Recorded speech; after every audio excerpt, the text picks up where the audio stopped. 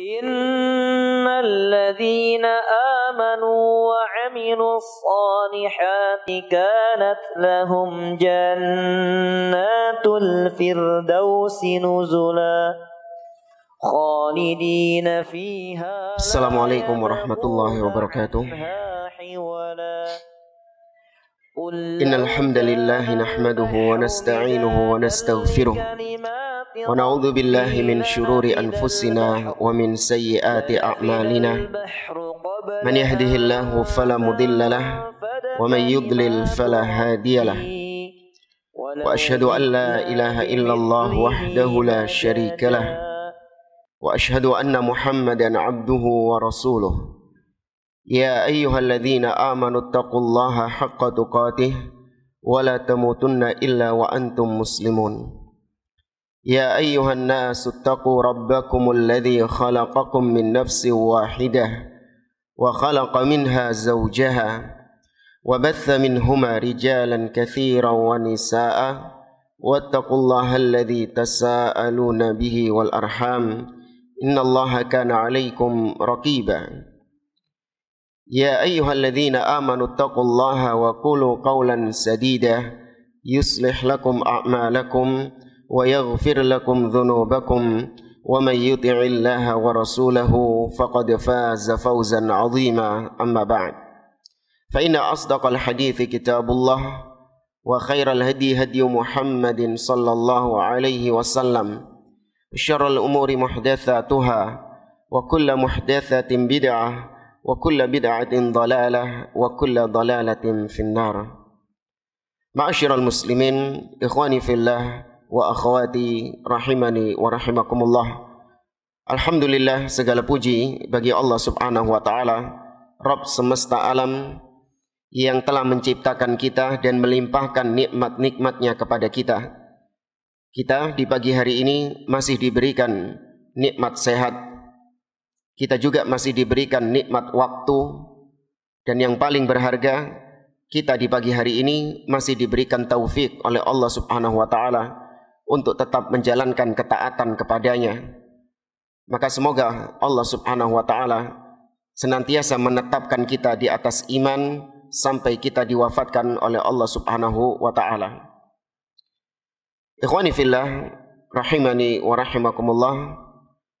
InsyaAllah di pertemuan pagi hari ini kita akan bersama-sama mentadabburi sebuah surat yang sangat agung di dalam Al-Quran, yang memiliki keutamaan-keutamaan yang begitu banyak, dan juga terkandung di dalamnya makna-makna yang begitu agung. Meskipun surat ini tergolong surat yang pendek, namun makna yang terkandung di dalamnya, faedah-faedah yang dipetik darinya itu sangat banyak sekali. Surat yang dimaksud adalah suratul Ikhlas, di mana saya yakin semua yang hadir di sini sama-sama menghafal surat yang satu ini. Bahkan surat yang satu ini merupakan surat favorit kita masing-masing. Kan gitu kan? Ya, favoritnya sebagian atau kebanyakan kaum muslimin, tentunya selain surat Al-Kautsar ya. Ya. Surah surah Al-Ikhlas itu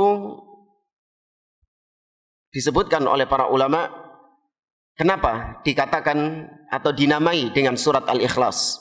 Padahal kita tahu surat-surat di dalam Al-Quran itu biasanya diambil dari ayat-ayat yang terkandung di dalamnya. Seperti misalnya surah Al-Baqarah, karena di sana ada kisah tentang Nabi Musa dan Bani Israel, dan disebutkan Baqarah di situ. Innallaha ya'murukum an tadhbahu baqarah qalu atattakhiduna huzwa. Sesungguhnya Allah memerintahkan kalian untuk menyembelih baqarah. Surah Ali Imran juga disebutkan tentang Ali Imran. Innallaha astafa Adam wa Nuhan wa ala Ibrahim wa ala Imrana 'alal alamin. Surat An-Nisa juga disebutkan tentang An-Nisa. Di awal-awal surat An-Nisa misalnya Allah mengatakan fanqihu ma tabalakum minan nisa'i Apa lanjutannya coba? Bapak-bapak ini biasanya paling hafal ini. Apa lanjutannya? Mathna wa thulatha wa ruba'. Tapi kalau surat Al-Ikhlas tidak disebutkan kata-kata ikhlas di situ. Dari mana muncul ikhlas? Maka ikhlas itu maknanya adalah diambil dari kata-kata akhlasa yukhlisu, artinya memurnikan sesuatu. Ya, artinya memurnikan sesuatu. Adapun apa yang dimaksud al-ikhlas? Kenapa surat ini diambil atau diberi nama al-ikhlas? Karena yang pertama, surat ini itu murni berisi tentang Allah Subhanahu wa taala, tentang nama-namanya dan tentang sifat-sifatnya. Tidak berbicara tentang perkara apapun, tidak berbicara tentang syariatnya, tidak berbicara tentang rukun-rukun iman yang lain, tidak. Tapi murni surat ini dari awal sampai akhirnya berbicara tentang Allah Subhanahu wa taala. Kemudian yang kedua, kenapa surat ini disebut dengan Al-Ikhlas? Karena kata para ulama, man qara'aha kana mukhlishan lillah. Yaitu karena barang siapa yang membaca surat ini, wa yafham ma'aniha, dan dia pahami dengan betul-betul makna-makna yang terkandung dalam surat ini, maka niscaya dia akan menjadi orang yang ikhlas kepada Allah Subhanahu wa taala. Orang yang senantiasa beribadah murni hanya untuk Allah, jauh dari kesyirikan kepada Allah Subhanahu wa taala. Ini sebab kenapa surat tersebut disebut dengan surat Al-Ikhlas. Surat Al-Ikhlas itu terkandung di dalamnya 3 tauhid yang sama-sama kita mengetahuinya, yaitu tauhid ar-rububiyah, tauhid al-uluhiyah, dan tauhid al-asma' was sifat. Itu semua nanti insyaallah akan kita bahas, terkandung semuanya di dalam surat Al-Ikhlas. Kemudian pembahasan berikutnya tentang sabab nuzul, sebab turunnya surat Al-Ikhlas. Kita tahu tidak semua ayat-ayat atau surat-surat di dalam Al-Quran itu ada sebab turunnya. Karena ada ayat atau surat yang turun kepada Nabi SAW secara ibtidai, turun secara tiba-tiba, tanpa ada sebab, tanpa ada peristiwa yang melatar belakanginya. Tahu-tahu Nabi SAW diturunkan ayat atau diturunkan surat. Tapi sebagian lain, surat yang turun kepada Nabi SAW itu dilatar belakangi dengan peristiwa, dilatar belakangi dengan sebab. Nah, surat Al-Ikhlas termasuk di antara surat yang ada latar belakang sebabnya. Diriwayatkan dari Ubay ibn Ka'ab radhiyallahu taala anhu, innal musyrikina qalu lin nabiy sallallahu alaihi wasallam. Suatu ketika orang-orang kafir Quraisy, orang-orang musyrikin, mereka mengatakan kepada Nabi SAW, ya Muhammad, unsub lana rabbak. Wahai Muhammad, sebutkan nasab keturunan Tuhanmu. Ya, pertanyaan kurang ajar kepada Nabi SAW. Maka kemudian fa anzalallahu azza wa jalla, maka Allah menurunkan firman-Nya, qul huwallahu ahad, sampai selesai. Dalam riwayat yang lain dari Abdullah bin Abbas radhiyallahu anhuma, bahwasanya yang bertanya ini adalah orang Yahudi. Ja'atil yahudu ilan Nabi sallallahu alaihi wasallam. Orang-orang Yahudi datang kepada Nabi alaihi salatu wasallam, kemudian mereka mengatakan, ya Muhammad, sif lana rabbak alladhi ba'athaka. Ini orang-orang Yahudi ini diantaranya pentolan-pentolannya, seperti Ka'ab ibnul Ashraf, demikian juga Huyai bin Akhtab. Ya, siapa Huyai bin Akhtab? Berarti apanya Nabi itu? Iya, secara nggak langsung mertuanya Nabi. Cuman siapa anak yang dinikahi sama Nabi? Sofia. Ya, dinikahi ketika Huyai bin Akhtab sudah meninggal, sudah tewas. Tapi ini pembesar-pembesar Yahudi. datang kepada Nabi SAW bertanya dengan pertanyaan yang hampir mirip dengan pertanyaan yang sebelumnya, yaitu ya Muhammad sif lana rabbak, wahai Muhammad sebutkan sifat-sifat Tuhanmu yang telah mengutusmu. Fa anzalallahu ta'ala, maka Allah menurunkan firman-Nya, qul huwallahu ahad, sampai selesai. Kemudian sebelum kita bahas tentang kandungan surah Al-Ikhlas, kita bawakan terlebih dahulu tentang fadail, keutamaan-keutamaan surat Al-Ikhlas. Sebelumnya, kita meyakini bahwa Al-Quran semuanya memiliki keutamaan bagi orang-orang yang membacanya. Mulai surah Al-Fatihah sampai surat An-Nas, semuanya memiliki keutamaan. Minimal keutamaannya, yaitu barang siapa yang membaca satu huruf dari Al-Quran, maka dia akan diberi pahala. Dan pahala ini dilipat gandakan menjadi 10. Sebagaimana sabda Nabi SAW, man qara'a harfan min kitabillah falahu hasanah wal hasanatu bi asyri amthaliha. Barang siapa yang membaca satu huruf saja dari Al-Quran, maka dia akan mendapatkan satu pahala. Dan satu pahala dilipat gandakan menjadi 10. La aqulu lakum alif lam mim harfun. Aku tidak mengatakan kepada kalian alif lam mim itu satu.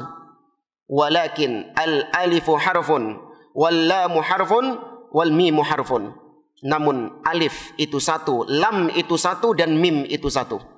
Sehingga 3 dikali 10 menjadi 30. Ini berlaku bagi semua surat yang ada di dalam Al-Quran.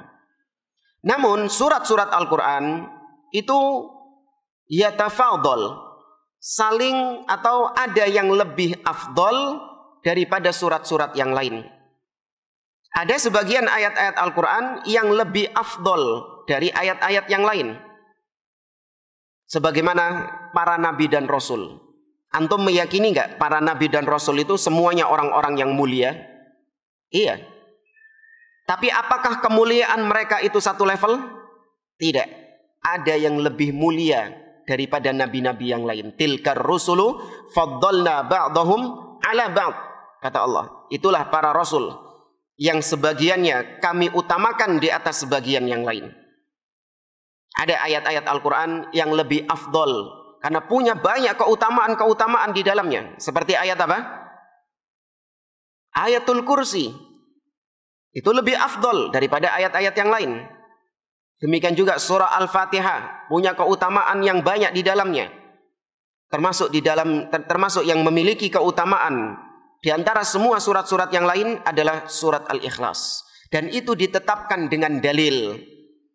Kita nggak boleh mengatakan surat ini lebih afdol daripada surat ini. Surat ini punya keutamaan ini, dan ini. Tidak boleh kita mengatakan demikian kecuali dengan dalil. Nggak boleh kita mengarang-arang sendiri keutamaan-keutamaan suatu surat. Sebagaimana kebiasaan orang-orang yang menyimpang. Mereka mengatakan barang siapa yang membaca surat ini dan ini, di waktu ini dan ini, dengan sekian kali, maka akan mendapatkan ini, dan ini. Tanpa ada dalil sama sekali yang mereka sandarkan kepada Allah dan Rasulnya. Maka ini bid'ah di dalam agama. Sebagaimana keyakinan sebagian orang tentang keutamaan surat Yusuf misalnya. Dibaca ketika seorang wanita sedang mengandung. Maka khasiatnya apa? Kata mereka, anaknya ganteng. Iya, anaknya jadi tampan. Dari mana? Ya, itu termasuk mengada-ngada di dalam agama, bid'ah di dalam agama. Mengarang-arang sendiri keutamaan suatu surat di dalam Al-Quran. Maka surat Al-Ikhlas ini memiliki keutamaan. Dan banyak sekali keutamaan-keutamaan dari surat Al-Ikhlas. Kita ringkas saja. Di antara keutamaan surat Al-Ikhlas, yaitu surat Al-Ikhlas itu annaha sifatur rahman.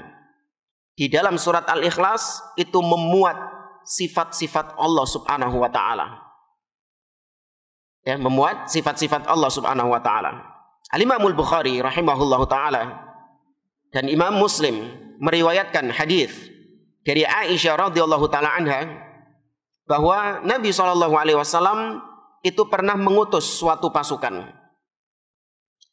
Namanya pasukan itu pasti ditunjuk seorang pemimpin di dalamnya. Nah, pemimpin pasukan ini ketika sedang sholat, dia menjadi imam di antara prajurit-prajuritnya. Dia itu sukanya membaca surat Al-Ikhlas. Terus dia mengulang-ulang surat Al-Ikhlas itu. Maka prajurit-prajuritnya ini heran. Ini kenapa kok diulang-ulang surat Al-Ikhlas ini? Ingat ya, ini sahabat. Bukan karena dia nggak hafal surat-surat yang lain. Nah, beda sama kita. Kalau kita suka membaca surat Al-Ikhlas karena apanya? Karena pendeknya. Biar cepat selesai sholatnya. Sahabat tidak. Mengulang-ulang bacaan surat Al-Ikhlas itu ada maksudnya. Nah, kalau kita memang nggak ada yang hafal.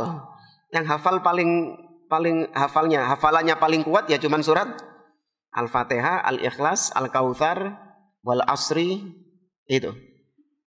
Kemudian mereka ini prajurit-prajuritnya ini ketika bertemu dengan Nabi SAW, mereka bertanya kepada Nabi. Justru Nabi balik bertanya. Nabi mengatakan, "Saluhu li ayyi syai'in yasna'u dzalik." Loh, tanyakan kepada dia. Kenapa dia melakukan demikian? Apa motivasinya? Maka mereka pun bertanya kepada pemimpin prajurit tadi. Maka dia mengatakan, li annaha sifatur rahman wa ana uhibbuha. Karena surat Al-Ikhlas berisi tentang sifat-sifat Ar-Rahman, berisi tentang sifat-sifat Allah Subhanahu wa taala, dan aku cinta dengan sifat-sifat Allah karena kecintaanku kepada Allah Subhanahu wa taala. Ya, maka kemudian ketika dikabarkan ini alasannya kenapa dia suka mengulang-ulang bacaan surat Al-Ikhlas, maka Nabi mengatakan kepada mereka, fa akhbiruhu bi annallaha yuhibbu. Kalau begitu kabarkan kepada dia kalau Allah Subhanahu wa taala juga mencintainya karena kecintaannya terhadap surat Al-Ikhlas. Maka ini keutamaan, yaitu surat Al-Ikhlas mendatangkan mahabbatullah, mendatangkan kecintaan kepada Allah Subhanahu wa taala. Ya. Kemudian di antara keutamaan yang lain bahwasanya surat Al-Ikhlas ta'dilu thulutsal Quran. Surat Al-Ikhlas itu setara dengan sepertiga Al-Quran. Baik, setara dengan sepertiga Al-Quran maksudnya dari sisi al-ijza, dari sisi al-jaza, dari sisi pahalanya. Namun dari sisi al-ijza, dari sisi kecukupan, maka seseorang tidak cukup membaca 3 surat Al-Ikhlas maka dia dikatakan hatam Al-Quran. Kalau dari sisi pahala, membaca surat Al-Ikhlas pahalanya sama dengan 10 juz Al-Quran. Dari sisi pahala. Tapi bukan berarti kemudian Anda mencukupkan membaca surat Al-Ikhlas 3 kali, maka nggak perlu baca surat-surat yang lain. Sudah nggak wajib lagi baca surat-surat yang lain. Karena saya sudah baca surat Al-Ikhlas 3 kali. Tidak begitu maknanya. Ini sama seperti misalnya seseorang yang seseorang yang umrah di bulan Ramadan. Orang yang melaksanakan umrah di bulan Ramadan, apa kata Nabi SAW? Seperti apa? Kahajjatin, bukan cuma sekedar seperti haji, tapi haji bersama Nabi SAW. Kahajjatin ma'i, orang yang melaksanakan umrah di bulan Ramadan itu seperti berhaji bersamaku. Baik, kalau ada orang yang melaksanakan umrah di bulan Ramadan, maka apakah gugur kewajiban hajinya? Tidak. Tetap wajib dia melaksanakan haji. Tapi dari sisi pahala, dia sudah tercatat sebagai orang yang melaksanakan ibadah haji. Dari sisi pahala saja. Sama seperti orang yang melaksanakan ibadah haji bersama Nabi SAW. Tapi itu tidak menggugurkan kewajibannya. Maka demikian juga surat Al-Ikhlas. Anda baca surat Al-Ikhlas 3 kali, ya, pahalanya sama dengan 30 juz Al-Quran. Namun Anda tetap diwajibkan membaca surat-surat yang lain. Tetap diwajibkan untuk mentadaburi surat-surat yang lain dan mengamalkan surat-surat yang lain. Baik. Tentang hadis tentang surat Al-Ikhlas setara dengan sepertiga Al-Quran itu datang dalam berbagai macam riwayat. Di antaranya Al-Imamul Bukhari rahimahullahu ta'ala pernah meriwayatkan, atau Imam Muslim rahimahullahu ta'ala meriwayatkan dari Abu Darda radhiyallahu ta'ala anhu, bahwa suatu ketika Nabi SAW bertanya kepada para sahabat-sahabatnya, ayajizu ahadukum an yaqra'a thulutsal Qur'an fi lailatin. Apakah kalian mampu, salah seorang di antara kalian, membaca sepertiga Al-Quran dalam satu malam? Maka para sahabat ketika ditanya demikian, mereka mengatakan, kaifa yaqra' thulutsal Qur'an fi lailatin? Wahai Rasulullah, bagaimana bisa ada orang yang membaca sepertiga Al-Quran dalam satu malam? Maka Nabi SAW mengatakan, qul huwallahu ahad ta'dilu thulutsal Qur'an. Sesungguhnya qul huwallahu ahad itu setara dengan sepertiga Al-Quran. Hadis sahih diriwayatkan oleh Imam Muslim. Kemudian Imam Ahmad meriwayatkan di dalam musnadnya dari Uqbah ibn Amir, bahwasanya dia mengatakan, qala li Rasulullah sallallahu alaihi wasallam, Nabi alaihi salatu wasallam pernah berkata kepadaku, ala uallimuka khaira thalathi suwarin unzilat fit Taurah wal Injil waz Zabur wal Qur'anil azim. Wahai Uqbah ibn Amir, maukah engkau aku ajarkan tentang sebaik-baik surat, ya, tentang sebaik-baik surat yang pernah diturunkan. Artinya belum pernah ada surat yang diturunkan seperti ini sebelum-sebelumnya. Tapi kandungan surat ini itu semuanya ada di dalam kitab-kitab sebelum Al-Quran, yaitu Taurat, Injil, Zabur, dan kitab-kitab yang lain. Maka kata Uqbah bin Amir, bala, iya. Surat apakah itu? Kemudian faqara'ani, Nabi membacakan kepadaku, qul huwallahu ahad wa qul a'udzu birabbil falaq wa qul a'udzu birabbin nas. Ya, 3 surat yang merupakan surat yang terbaik di antara surat-surat yang ada di dalam Al-Quran. Qul huwallahu ahad, qul a'udzu birabbil falaq, qul a'udzu birabbin nas. Kemudian Nabi mengatakan kepadaku, kata Uqbah bin Amir, ya Uqbah, la tansahunna wa la tabit lailatan hatta taqra'ahunna. Wahai Uqbah, jangan sekali-kali kau melupakan 3 surat ini. Dan jangan engkau tidur di malam hari kecuali engkau sudah membaca surat ini. Makanya 3 surat tadi itu termasuk di antara zikir sebelum tidur. Dalam riwayat yang lain, Nabi mempraktekkannya membaca qul a'udzu birabbil falaq, qul a'udzu birabbin nas, dan juga qul huwallahu ahad, kemudian ditiupkan oleh Nabi SAW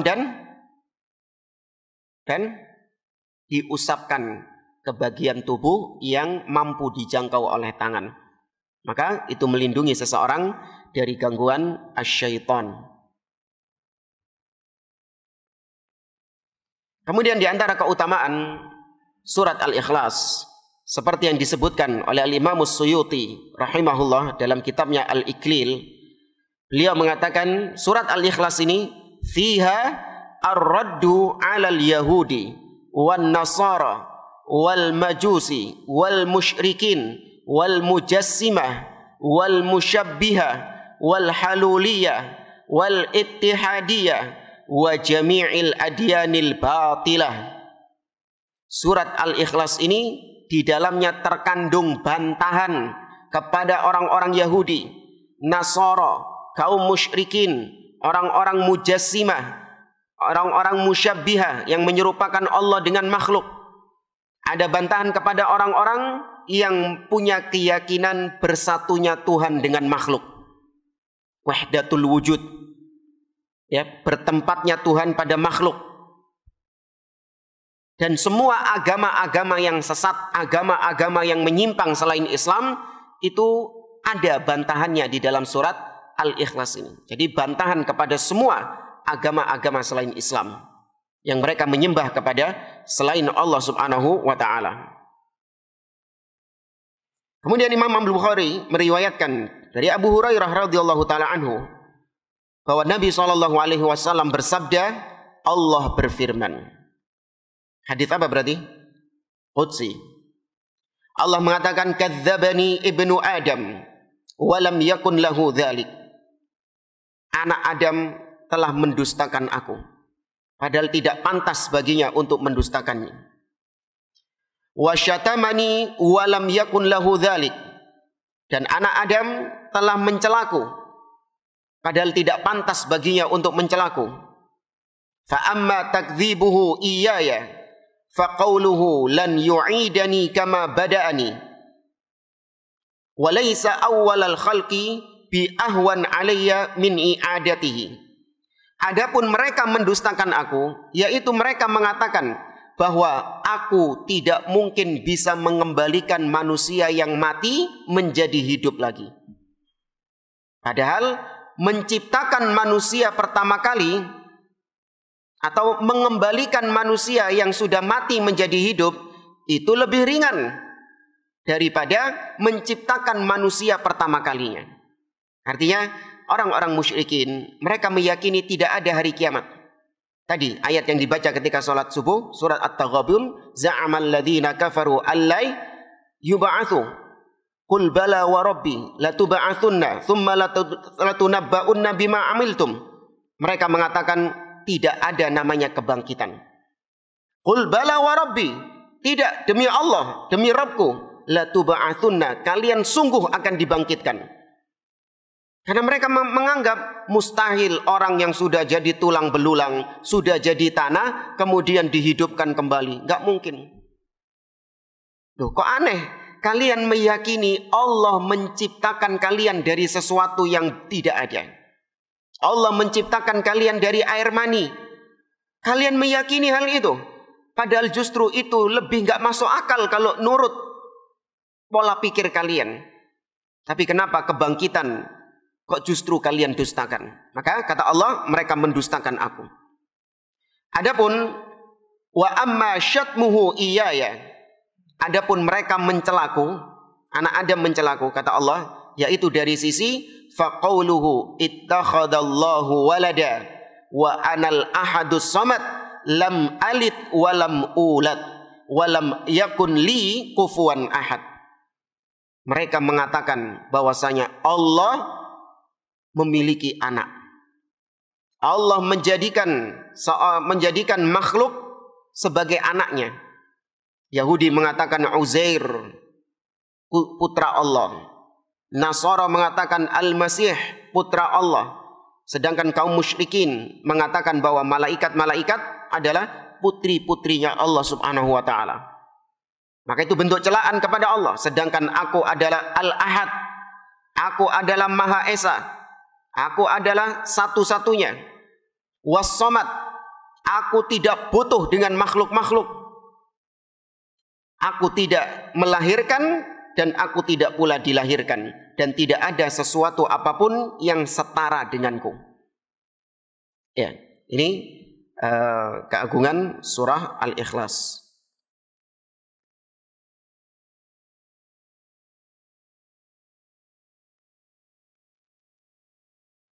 Kemudian yang terakhir dari keutamaan surat Al-Ikhlas, bahwasanya surat Al-Ikhlas yaitu salah satu surat yang apabila dibaca oleh seseorang itu menjadi sebab doanya dikabulkan oleh Allah Subhanahu wa taala. Ini diriwayatkan dari Sunan At-Tirmidzi bahwasanya Nabi SAW pernah mendengar ada seorang yang membaca Allahumma inni as'aluka bi anni ashhadu an la ilaha illa ant. Ya Allah, sesungguhnya aku memohon kepadamu dengan persaksianku bahwa tidak ada ilah yang berhak disembah dengan benar kecuali Engkau. Al-Ahadus Samad, alladzi lam yalid wa lam yulad wa lam yakun lahu kufuwan ahad. Dan dengan persaksianku bahwasanya Engkau adalah Al-Ahad, satu-satunya, dan Engkau adalah As-Samad, yang berdiri sendiri, tidak membutuhkan yang lain, dan Kau tidak ada sesuatu apapun yang setara denganmu. Maka ketika mendengar doa ini, Nabi SAW mengatakan, walladzi nafsi biyadi, demi Allah yang jiwaku berada di tangannya, laqad sa'alahu bismihil a'zam, sungguh orang ini meminta kepada Allah dengan nama Allah yang agung, ya, dengan menyebut nama Allah yang agung, alladzi idza su'ila bihi a'ta wa idza du'iya bihi ajab, yaitu yang apabila seorang hamba atau apabila Allah diminta dengan menggunakan kalimat tadi, maka dia akan kabulkan permintaannya. Dan apabila orang berdoa dengan menggunakan itu, maka doanya akan diijabahi oleh Allah Subhanahu wa taala. Ada yang tersisa lagi di sini, salah satu keutamaan surat Al-Ikhlas, yaitu barang siapa, kata Nabi SAW dalam hadis yang diriwayatkan dari Mu'ad ibn Anas dari ayahnya, Nabi SAW mengatakan, man qara'a qul huwallahu ahad hatta yakhtimaha 10 marrat banallahu lahu baitan fil jannah. Barang siapa yang membaca qul huwallahu ahad 10 kali sampai selesai, qul huwallahu ahad sampai selesai 10 kali, maka Allah akan membangunkan rumah baginya di surga kelak. Ya, dan sebenarnya masih banyak keutamaan-keutamaan yang lain, cuman karena waktu nggak mungkin kita sebutkan semua. Tapi intinya jamaah, semua keutamaan-keutamaan yang disebutkan itu berlandaskan dengan dalil-dalil yang sahih. Maka nggak perlu kita melirik kepada keutamaan-keutamaan yang disandarkan dengan hadits-hadits yang dhaif atau hadits-hadits yang maudhu'. Karena ada keutamaan surat Al-Ikhlas, tapi sandarannya itu adalah hadits yang dhaif atau hadits yang palsu. Maka nggak perlu diamalkan. Karena yang sahih tadi kita baca banyak nggak? Sudah banyak. Di antaranya ini sebagai contoh saja, nggak usah diamalkan. Jangan diamalkan karena ini haditsnya dhaif, bahkan palsu kata para ulama.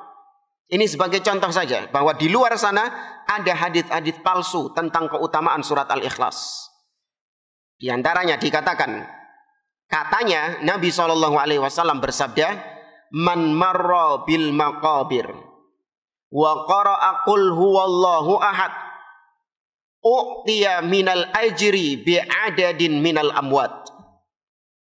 Dikatakan, barang siapa yang lewat kuburan kemudian dia baca qul huwallahu ahad, maka dia akan diberi pahala sesuai jumlah jenazah yang ada di pekuburan tersebut.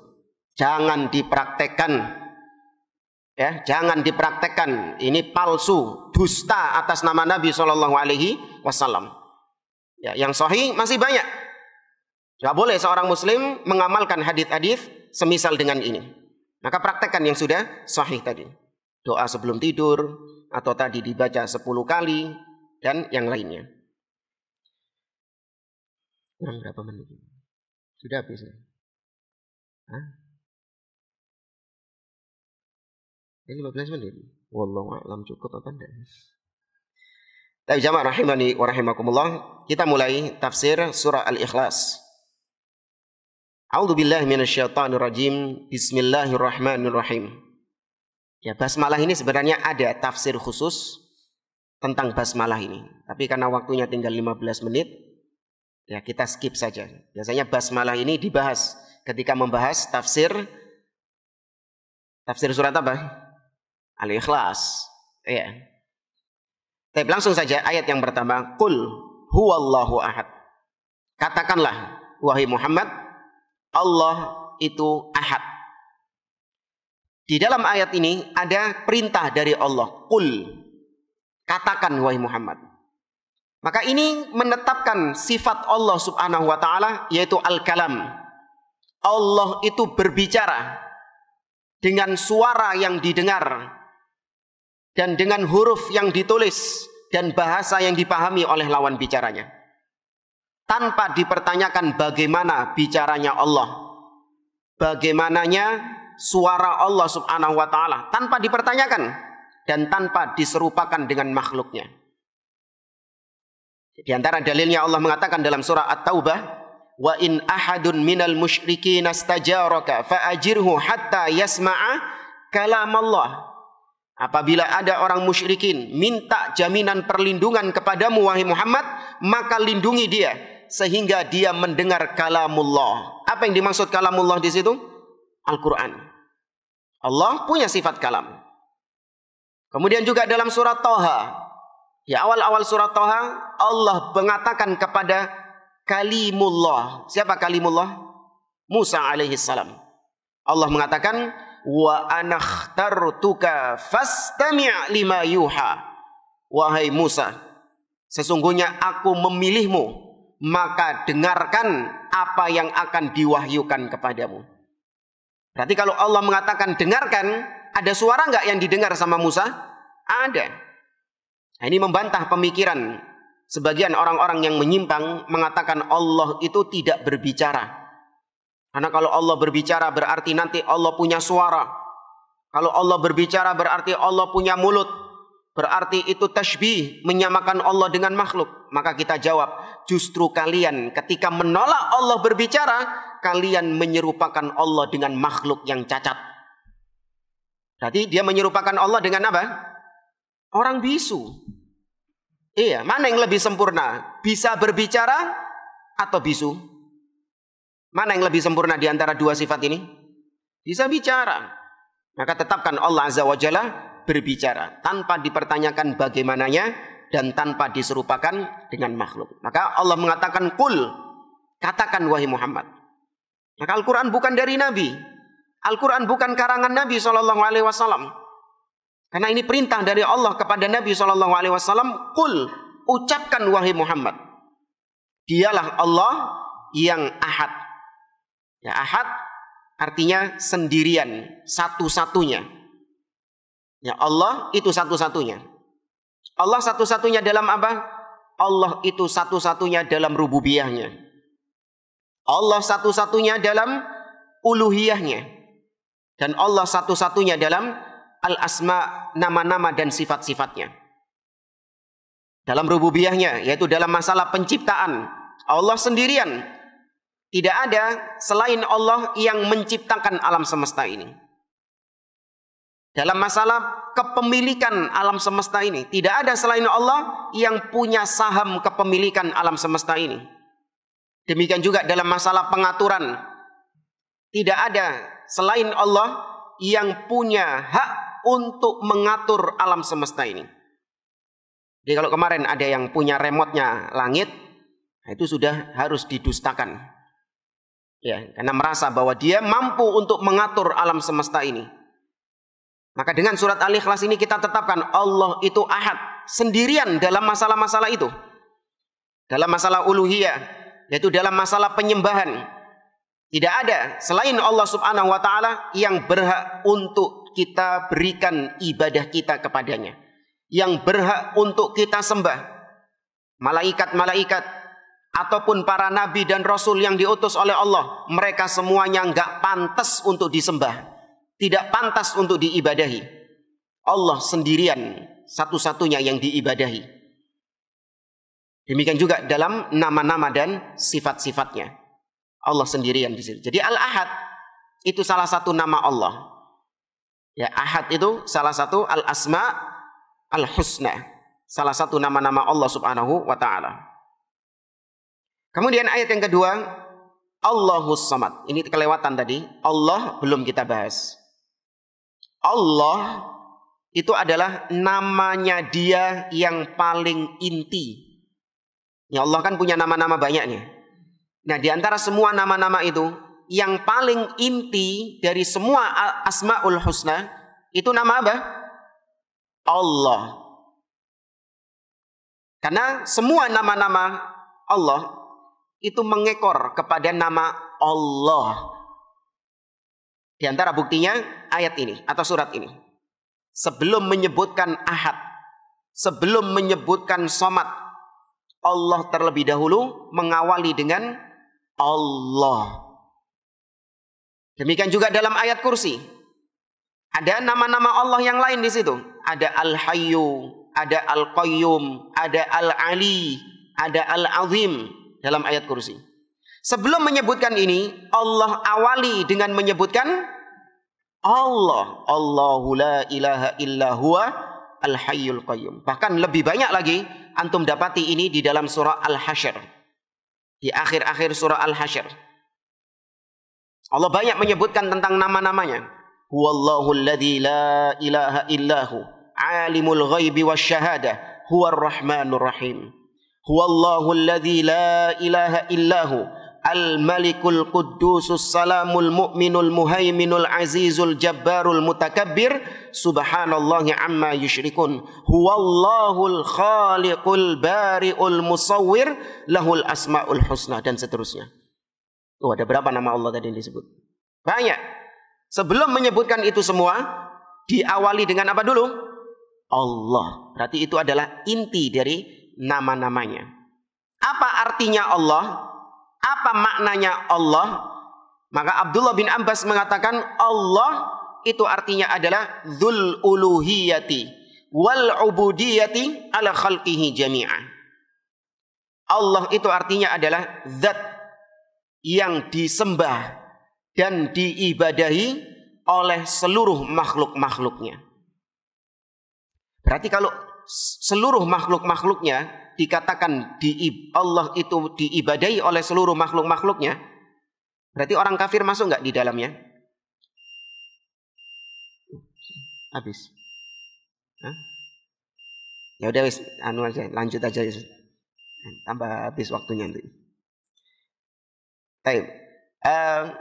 Orang kafir itu tetap dikatakan beribadah kepada Allah. Kok bisa? Padahal mereka nggak nyembah Allah Subhanahu wa Ta'ala. Mereka tetap dikatakan beribadah kepada Allah hanya dari sisi takdir.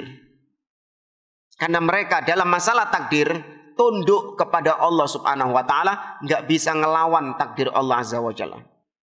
Ya nggak? Orang kafir nih misalnya. Allah takdirkan, Allah tetapkan dia hari ini kecelakaan. Nurut nggak dia? Nurut. Orang kafir yang lain, hari ini Allah tetapkan dia sakit. Maka taat nggak dia sama Allah sakit? Sakit beneran dia. Taat kepada Allah Azza wa Jalla. Tapi taat yang seperti ini, itu tidak melazimkan pujian. Karena nggak ada opsi. Mau nggak mau dia harus taat. Beda sama orang mukmin, dia taat kepada Allah juga dari sisi syar'i. Diperintahkan sholat, mereka sholat. Diperintahkan puasa, mereka puasa.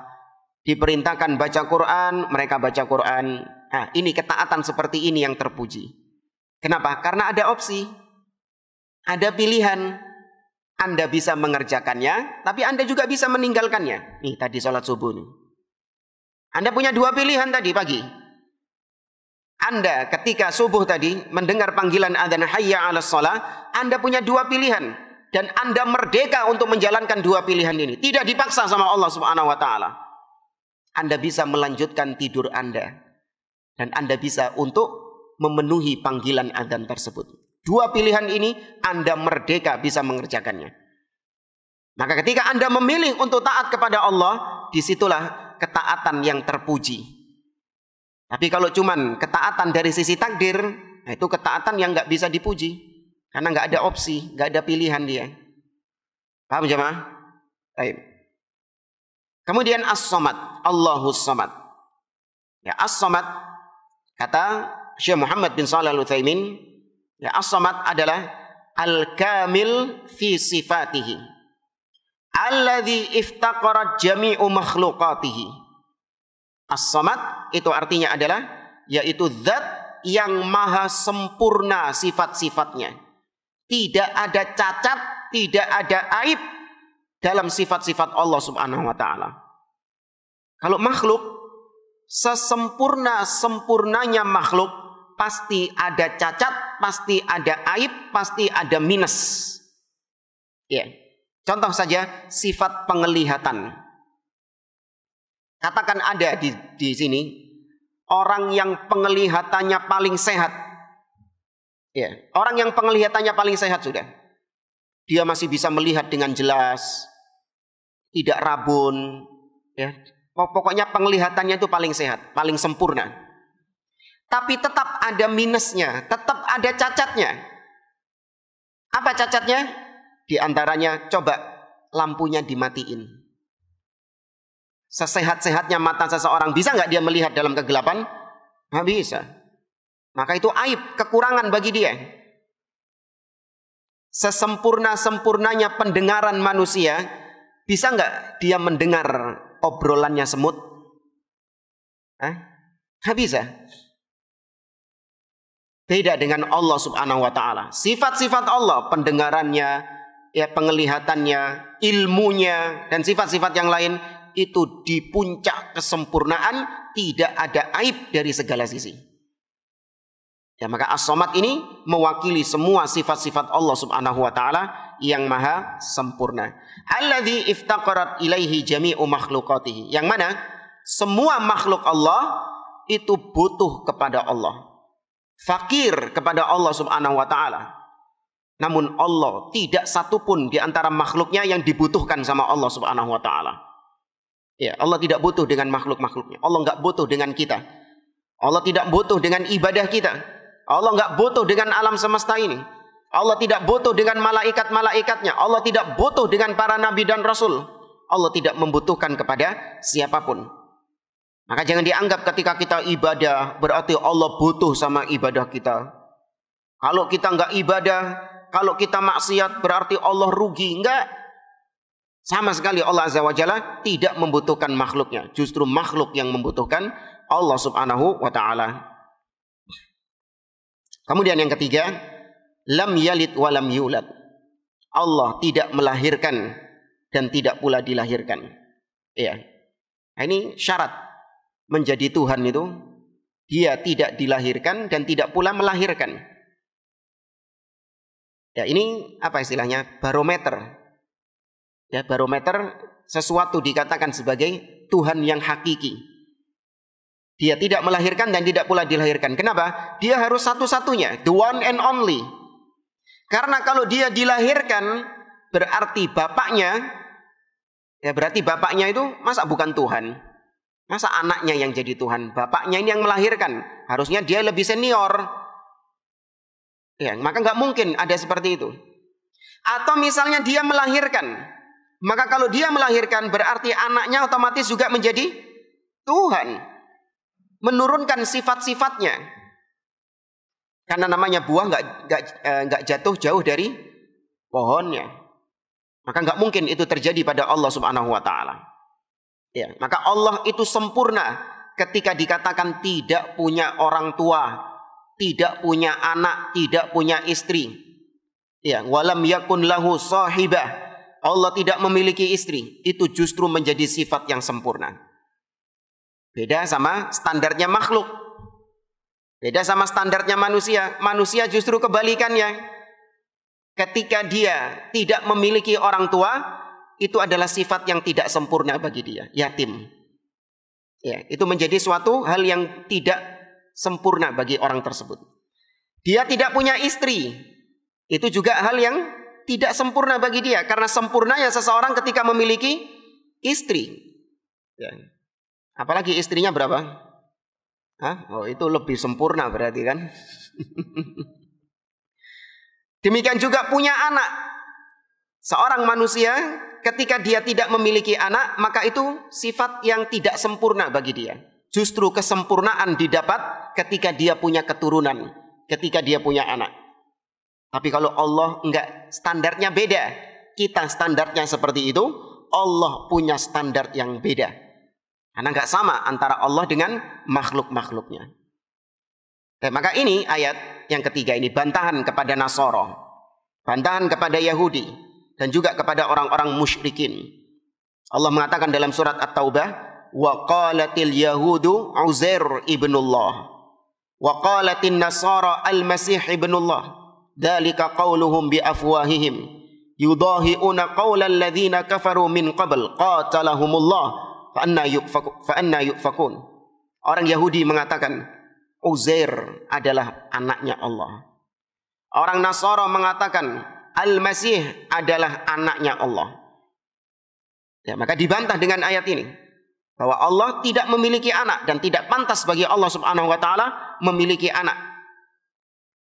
Sedangkan orang-orang musyrikin mereka mengatakan bahwa malaikat-malaikat itu putri-putrinya Allah.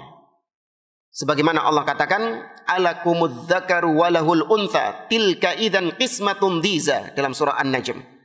Apakah pantas bagi kalian anak laki-laki tapi bagi Allah anak perempuan? Orang-orang musyrikin ini kan aib kalau punya anak perempuan. Pernah tahu nggak itu? Iya, sampai mereka kubur hidup-hidup anak perempuan itu. Kalian menganggap punya anak perempuan itu aib. Nah, tapi apakah pantas Allah kalian katakan punya anak perempuan, sedangkan itu bagi kalian adalah sebuah hal yang aib, sebuah hal yang memalukan? Maka nggak pantas Allah Subhanahu wa taala memiliki anak. Iya. Kemudian yang terakhir, yang keempat, walam yakun lahu kufuwan ahad, dan tidak ada sesuatu apapun yang setara, sekufu, sebanding dengan Allah Subhanahu wa taala, baik dari sisi nama-namanya, sifat-sifatnya, dan dari segala sisi Allah tidak memiliki sesuatu apapun yang setara, yang merepet-merepet gitulah, hampir mirip sama Allah. Meskipun nggak setara sama Allah, tapi hampir mirip sama Allah, itu nggak ada. Ya, tidak ada yang mirip dengan Allah atau hampir mirip dengan Allah Subhanahu wa taala dari sisi apapun, karena Dia adalah satu-satunya. Ini tafsir ringkas dari surat Al-Ikhlas, tadabbur ringkas dari surat Al-Ikhlas. Semoga kita banyak mengambil pelajaran-pelajaran berharga, semakin menguatkan tauhid kita kepada Allah Subhanahu wa taala, dan semoga dengan kita belajar tafsir surat Al-Ikhlas ini, ya meskipun kita sudah sering familiar dengan surat Al-Ikhlas, semoga sekarang ketika kita membaca surat Al-Ikhlas itu bertambah akidah kita, bertambah tauhid kita, semakin kita kuat tauhidnya kepada Allah Subhanahu wa taala. Hadza wallahu a'lam bissawab. Baik, saya kira ini bisa kita sampaikan, kurang lebihnya mohon maaf. Juga kita ucapkan jazahumullahu khairan kepada pihak-pihak yang menjadi sebab terselenggaranya kegiatan di pagi hari ini, terutama kepada DKM, Masjid As-Saff, dan pihak-pihak lain yang terlibat. Semoga Allah Azza wa Jalla membalas jerih payah mereka, membalas kebaikan-kebaikan mereka dengan pahala-pahala yang berlipat. Innahu waliyyu dzalik wal qadiru alaih. Aqulu qouli hadza wa sallallahu ala nabiyyina Muhammad wa ala alihi wa sahbihi ajma'in. Wa akhiru da'wana alhamdulillahi rabbil alamin. Wassalamualaikum warahmatullahi wabarakatuh. Qul innama ana basyarum mithlukum yuha ilayya annama ilahukum ilahu wahid.